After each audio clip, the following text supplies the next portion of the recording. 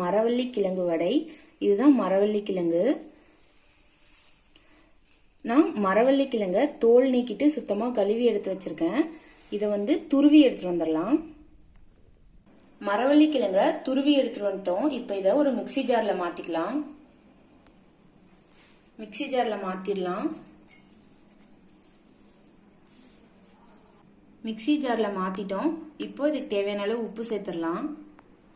கொஞ்சமா தண்ணி ஊற்றி அரைச்சி எடுத்துட்டு வந்துடலாம். பாருங்க, நல்லா அரைச்சி எடுத்துட்டு வந்தாச்சு. இப்போ இதை நம்ம ஒரு பாத்திரத்துக்கு மாத்திக்கலாம். மரவள்ளி கிழங்கு வடை செய்ய தேவையான பொருட்கள்லாம் பார்க்கலாம்.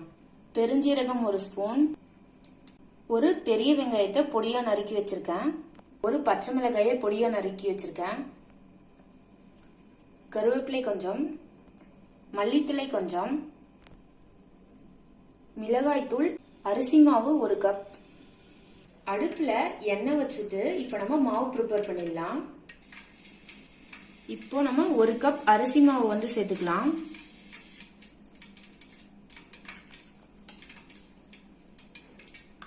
சேர்த்துட்டு நல்லா மிக்ஸ் பண்ணிடலாம்.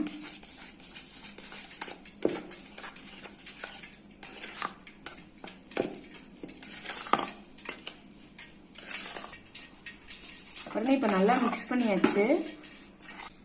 1 ஸ்பூன் பெருஞ்சீரகம் சேர்த்துக்கலாம், வெங்காயம் சேர்த்துக்கலாம், கருவேப்பிலை சேர்த்துக்கலாம், பச்சை மிளகாய் சேர்த்துக்கலாம், 1 ஸ்பூன் மிளகாய் தூள் சேர்த்துக்கலாம், கொத்தமல்லி தழை சேர்த்துக்கலாம். இப்போ நம்ம இதை மிக்ஸ் பண்ணி வச்சிடலாம்.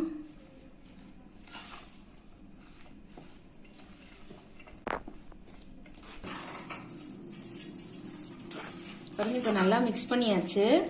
இப்போ நம்ம எண்ணெயில போட்டு எடுத்துடலாம். இப்போ நம்ம இதை உருண்டை பிடிச்சி எண்ணெயில போட்டுடலாம்.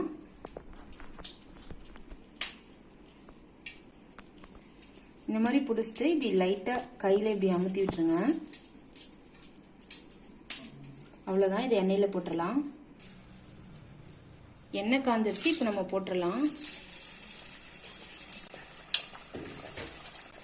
நம்ம இதே மாதிரி எல்லாத்தையும் போட்டுடலாம். நம்ம திருப்பி விட்டுடலாம்.